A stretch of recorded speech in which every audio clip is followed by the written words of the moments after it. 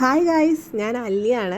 എൻ്റെ യൂട്യൂബ് ചാനലിലേക്ക് ഏവർക്കും സ്വാഗതം. ഒരുപാട് നാളായി ഒരു വീഡിയോ ഇട്ടിട്ട് മാത്രമല്ല നമ്മുടെ ഗിവ് അവേ വിന്നറിനെയും കൂടെ അനൗൺസ് ചെയ്യണമല്ലോ. ഇത് മാത്രമല്ല, ഇതുപോലെ പൂക്കൾ പൂക്കാൻ വേണ്ടിയിട്ട് ഒരു ഫെർട്ടിലൈസറും കൂടെ പറയുന്നുണ്ട് കേട്ടോ. ഗിവ് അവേ വിന്നറിനെ മാത്രം കാണണമെങ്കിൽ ലാസ്റ്റ് പോർഷനിലോട്ട് പോയാൽ മതി. നമ്മുടെ മെയിൻ എയിം എന്ന് പറയുന്നത് ഇതുപോലെ പുതിയ കിളിർപ്പുകൾ വരാൻ വേണ്ടിയിട്ടുള്ളതായിരിക്കും. എന്നാലേ നമ്മുടെ ചെടികളൊക്കെ നല്ല ഹെൽത്തി ആയിട്ട് ഇങ്ങനെ നിൽക്കും. മാത്രമല്ല, പുതിയ പുതിയ തളിർപ്പുകൾ വന്നാലേ നമുക്ക് പുതിയ പൂക്കളും ഉണ്ടാവുള്ളൂ. പെട്ടെന്നൊരു ഐഡിയ പറഞ്ഞു തരൂ ഇതുപോലെ പൂക്കൾ ഉണ്ടാവാനെന്ന് പറയുകയാണെങ്കിൽ അത് കുറച്ച് ഡിഫിക്കൽട്ട്. കുറച്ച് കെയറും കുറച്ച് ടൈമൊക്കെ സ്പെൻഡ് ചെയ്താൽ മാത്രമേ നമുക്ക് റോസുകൾ ഇതുപോലെ നിറച്ച് പിടിക്കുള്ളൂ. എപ്പോഴും നമ്മുടെ ചെടികൾക്ക് കെമിക്കൽ വളങ്ങളൊക്കെ ഇടുകയാണെങ്കിൽ പെട്ടെന്ന് ചിലപ്പോൾ നശിച്ചു പോകാൻ ചാൻസ് ഉണ്ട്. അതുകൊണ്ട് എനിക്ക് പേടിയായതുകൊണ്ട് ഞാൻ എപ്പോഴും കെമിക്കൽ വളങ്ങളൊന്നും ഇടാറില്ല. ആണ്ടിലൊരിക്കലും ഞാൻ ഇടാം. റോസുകൾക്ക് മാത്രമല്ല, മറ്റ് ഫ്ലവറിങ് പ്ലാന്റ്സുകൾക്കായാലും ഞാൻ റോസിനിടുന്ന അതേ വളങ്ങൾ തന്നെയാണ് ഇടുന്നത്. കോടി ആയാലും മറ്റു ഫ്ലവറിങ് പ്ലാന്റ്സ് ആയാലും അതുപോലെ തന്നെയാണ്. റോസിനാണെങ്കിൽ കുറച്ചുകൂടി കെയർ ഉണ്ടെങ്കിൽ മാത്രമേ ഞാൻ നേരത്തെ കാണിച്ച പോലെ പൂക്കൾ നിറഞ്ഞു ആദ്യ പൂക്കൾ പ്രൂൺ ചെയ്താലേ ഇതുപോലെയുള്ള തളിർപ്പുകൾ വരുള്ളൂ. പുതിയ കിളിർപ്പുകൾ വരാൻ വേണ്ടിയിട്ട് ആദ്യം പ്രൂണിങ് ചെയ്യണം. പ്രൂണിങ് ചെയ്തിട്ട് മാത്രമേ ഞാൻ ഫെർട്ടിലൈസർ അപ്ലൈ ചെയ്യാം. റോസ് വീട്ടിൽ കൊണ്ടുവന്നിട്ട് റിപ്പോർട്ട് ചെയ്തിട്ട് നമ്മൾ അതിനെ മൈൻഡ് ചെയ്തില്ല എങ്കിൽ ഇതുപോലെ പൂക്കളൊന്നും ഉണ്ടാവില്ല. കൂടുതൽ എക്സ്പേർട്ട് ആയിട്ടുള്ള റോസൊക്കെ വളർത്തുന്ന ഒരുപാട് പേരുണ്ട് കേട്ടോ. എന്തെങ്കിലും കുറ്റങ്ങളുണ്ടെങ്കിൽ ക്ഷമിക്കുക. ചില 1-2 റോസുകൾക്കെന്ന് പറയുന്നത് അത്ര കെയർ ഒന്നും കൊടുക്കേണ്ട കാര്യമില്ല. എന്തെങ്കിലും ഒരു ചെറിയ വളം ഇട്ട് കൊടുത്താൽ അതിൽ നിറയെ പൂക്കളുണ്ടാകും. അങ്ങനെ ഒരു റോസാണ് കേട്ടോ ഇപ്പോൾ ഈ കാണിക്കുന്നത്.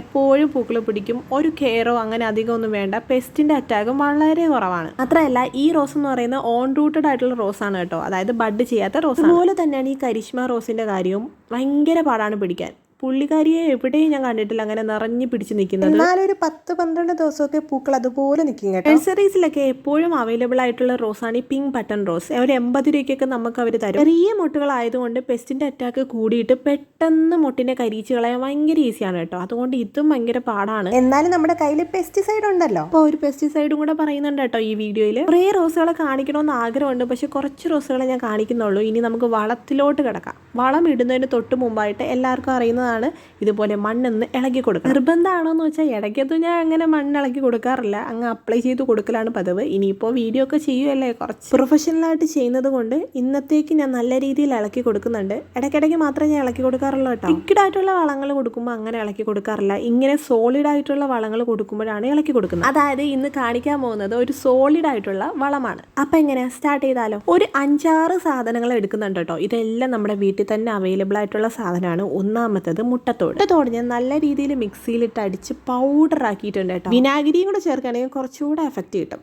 ഇനി നമുക്ക് കരിക്കട്ടയാണ് വേണ്ടത്. കരിക്കട്ട എങ്ങനെയാണ് ഉണ്ടാക്കുന്നത് ഞാൻ മുമ്പ് കാണിച്ചിട്ടുണ്ട്. അതറിയില്ല എങ്കിൽ കമൻറ്റ് ചെയ്താൽ മതി, ഒന്നുകൂടെ കാണിച്ചു തരാം. കരിക്കട്ടയും ഇതുപോലെ നല്ല രീതിയിൽ പേസ്റ്റ് ആക്കുന്നുണ്ട്. വേണമെങ്കിൽ കുറച്ച് മീഡിയം രീതിയിൽ പേസ്റ്റ് ആക്കിയാലും മതി, കുഴപ്പമില്ല. അടുത്തത് നമ്മുടെ മെയിൻ താരം ചാണകമാണ് കേട്ടോ. ചാണകം കുറച്ച് കൂടുതലാവും. പിന്നെ വേണ്ട തേയിലയാണ്. യൂസ്ഡ് ആയിട്ടുള്ള തേയിലയായാലും കുഴപ്പമൊന്നുമില്ല. ഇതെല്ലാം കൂടെ മിക്സ് ചെയ്തിട്ട് ഇതിൻ്റെ കൂടെ തന്നെ ഒരു സംഭവം കൂടെ ഞാൻ ഇടുന്നുണ്ട് കേട്ടോ. അതെന്താണെന്ന് എല്ലാവർക്കും അറിയാമായിരിക്കും. വേറെ ഒന്നുമല്ല, വേപ്പിൻ പിണ്ണാക്കാണ് കേട്ടോ. വേപ്പിൻ പിണ്ണാക്ക് എന്ന് പറയുന്നത് നഴ്സറിയിൽ കിട്ടും, ഓൺലൈനിൽ കിട്ടും, എവിടെ വേണമെങ്കിലും കിട്ടും. നല്ല റേറ്റ് കുറവുള്ള സാധനമാണ്. അതിലുള്ള എന്തെങ്കിലും ഫംഗസോ എന്തെങ്കിലും രോഗങ്ങളോ അല്ലെങ്കിൽ റൂട്ടിനെ എഫക്ട് ചെയ്യുന്ന എന്തെങ്കിലും രോഗങ്ങളോ ഈ വേപ്പിൻ പിണ്ണാക്ക് യൂസ് ചെയ്യുകയാണെങ്കിൽ കുറയ്ക്കാൻ പറ്റും. ഇതിന്റെ കൂടെ തന്നെ വേണമെങ്കിൽ നമുക്ക് എല്ലുപൊടി യൂസ് ചെയ്യാം. അത് ഞാനിപ്പോൾ എടുക്കുന്നില്ല. ഇത്ര മാത്രം തന്നെ ധാരാളമാണ്. ഒരു ബിരിയാണി തിന്ന സുഖമുണ്ട്. നല്ല രീതിയിൽ മിക്സ് ചെയ്തതിന് ശേഷം നമുക്ക് എല്ലാ ചെടികളിലും അപ്ലൈ ചെയ്ത് കൊടുക്കാം. ഇത് അതുപോലെ തന്നെ അപ്ലൈ ചെയ്ത് കൊടുക്കാം. അല്ലെങ്കിൽ കുറച്ച് വെള്ളം ഒഴിച്ചിട്ട് 2 ദിവസം കഴിഞ്ഞിട്ട് നമുക്ക് അപ്ലൈ ചെയ്ത് കൊടുക്കാം കേട്ടോ. വെള്ളം ഒഴിച്ച് ഡൈലൂട്ട് ചെയ്തിട്ടുള്ള വളമാണെങ്കിൽ കുറച്ചുകൂടെ എഫക്റ്റീവാണ്. എൻ്റെ ഒരു എക്സ്പീരിയൻസ് വെച്ചിട്ട് പറയുകയാണ്. എന്നോട് പലരും ചോദിച്ചിട്ടുണ്ട് എവിടെ നിന്നാണ് റോസ മേടിക്കുന്നത്, എങ്ങനെയാണ് റോസ മേടിക്കുന്നതെന്ന്. പലതും ഞാൻ ഓൺലൈനിൽ നിന്ന് വാങ്ങിയിട്ടുണ്ട്, പലതും നേരിട്ട് പോയിട്ട് വാങ്ങിയിട്ടുണ്ട്, പലതും പല ടൈമിൽ വാങ്ങിയതാണ് കേട്ടോ. പെട്ടെന്നൊരു സുപ്രഭാതത്തിൽ റോസെല്ലാം വാങ്ങാം വീഡിയോ ചെയ്യാമെന്ന് വെച്ചിട്ട് വാങ്ങിയതല്ല. ഓരോന്നായിട്ട് പണ്ടേ വാങ്ങി ഒരു മീഡിയം സൈസ് ചട്ടിയിൽ 2 സ്പൂൺ വീതമാണ് ഞാൻ ഇട്ട് കൊടുക്കുന്നത്. ഇട്ട് കൊടുക്കുന്ന സമയത്ത് നല്ല രീതിയിൽ മിക്സ് ചെയ്തിട്ട് വേണം കേട്ടോ ഇട്ട് കൊടുക്കാൻ വേണ്ടിയിട്ട്. ചിലപ്പോഴേക്ക് വെള്ളം ഒഴിക്കാൻ മറന്നു പോവാണെങ്കിൽ ഈ ഒരു വളം എന്ന് പറയുന്നത് റൂട്ടിൽ തട്ടിയിട്ട് റൂട്ട് കരിഞ്ഞു പോകാൻ ചാൻസ് ഉണ്ട്. അതുകൊണ്ട് മസ്റ്റായിട്ട് വെള്ളം ഒഴിക്കാൻ നിങ്ങൾ എന്തായാലും ശ്രദ്ധിക്കണം. റോസിന് മാത്രമല്ല, ഇങ്ങനെയുള്ള പൂച്ചെടികളിലെല്ലാത്തിനും ഞാൻ ഇതുപോലെയുള്ള വളങ്ങൾ ഇട്ട് കൊടുക്കാറുണ്ട്. പ്രത്യേകം ശ്രദ്ധിക്കണം. പെറ്റൂണിയയിൽ ഇടുമ്പോൾ റൂട്ടിൽ തട്ടാതെ ഇടണം കേട്ടോ. ഞാനത് ഇട്ടപ്പോൾ മിസ്റ്റേക്ക് ആയി പോയതാണ്. ഇനി നമുക്കൊരു ബെസ്റ്റ് പെസ്റ്റിസൈഡ് ഉണ്ടാക്കാം. ഒന്നും വേണ്ട, വെരി സിമ്പിളാണ്. ഒരേ ഒരു വെളുത്തുള്ളി മാത്രമേ ഇടുന്നുള്ളൂ. നല്ല രീതിയിൽ ചതയ്ക്കണം. പലർക്കും ആഗ്രഹം ഉണ്ടായിരിക്കും ഇതുപോലുള്ള ഇടിക്കല്ലൊക്കെ വേണമെന്നുള്ളത്. നല്ല രസമുണ്ടല്ലേ, നല്ല ക്യൂട്ടായിട്ടുണ്ട്. മരത്തിൽ പണിതതാണ്. ഞാൻ വെറും 300 രൂപയ്ക്ക് വാങ്ങിയതാണ് കേട്ടോ ഇത്. ആ ഒരു ഫുൾ വെളുത്തുള്ളി ഇടിച്ച് പിഴിഞ്ഞിട്ട് നമ്മൾ 10 ലിറ്റർ വെള്ളത്തിലാണ് മിക്സ് ചെയ്യുന്നത്. എന്നിട്ട് എല്ലാ റോസുകളിലും നല്ല രീതിയിൽ സ്പ്രേ ചെയ്ത് കൊടുക്കുക. ഇതൊരു നല്ലൊരു പെസ്റ്റിസൈഡാണ് കേട്ടോ. എനിക്ക് നല്ല എഫക്റ്റീവായിട്ട് തോന്നിയിട്ടുള്ള പെസ്റ്റിസൈഡാണ്. ആഴ്ചയിൽ ഒരു വട്ടമാണ് കേട്ടോ ഞാൻ അപ്ലൈ ചെയ്ത് കൊടുക്കുന്നത്. 2 വട്ടമായാലും കുഴപ്പമൊന്നുമില്ല. കാരണം ഓർഗാനിക് ആണല്ലോ, അതുകൊണ്ട് അത്ര പ്രശ്നമൊന്നും നമ്മുടെ റോസിന് വരില്ല. 20K ഫാമിലി ആയതിൻ്റെ ഒരു ഹാപ്പിനെസ് ആയിരുന്നു കേട്ടോ നമ്മുടെ ഗിവ് അവേ എന്ന് പറയുന്നത്. കുറച്ച് ലേറ്റായി പോയി, കാരണം നമ്മൾ എന്തായാലും ഗിവ് അവേ കൊടുക്കുകയാണ്. അപ്പം നല്ല ഹെൽത്തി ആയിട്ടുള്ള പ്ലാന്റ്സ് വേണമല്ലോ നമ്മൾ കൊടുക്കാൻ വേണ്ടിയിട്ട്. അതുകൊണ്ട് അതിനെ ഒന്ന് പ്രൊപ്പഗേറ്റ് ചെയ്യാൻ വേണ്ടിയിട്ടുള്ള ടൈം ആയിരുന്നു കേട്ടോ. അത് മാത്രമല്ല കുറച്ച് പേഴ്സണൽ ഇഷ്യൂസും ഉണ്ടായിരുന്നു. കാണിച്ച 5-8 മണിയും പിന്നെ നേരത്തെ കാണിച്ച ഗാർഡൻ ടൂള് കേട്ടോ. ഗിഫ്റ്റ് എന്ന് പറയുന്നത് ഓരോ 8 മണിയും ഹെൽത്തി ആയിട്ട് ഇതേ സൈസിലായിരിക്കും കിട്ടുക. പിന്നെ മെയിൽ അയക്കുമ്പോൾ ഒരു ഫേവറേറ്റ് ആയിട്ടുള്ള എൻ്റെ ഗാർഡനിൽ കണ്ടിട്ടുള്ള ഏതെങ്കിലും ഒരു ഫ്ലവറിംഗ് പ്ലാന്റും കാണും. ഗിവ് അവേ വിന്നർ എന്ന് പറയുന്നത് ഈ ഒരു ആളാണ് കേട്ടോ.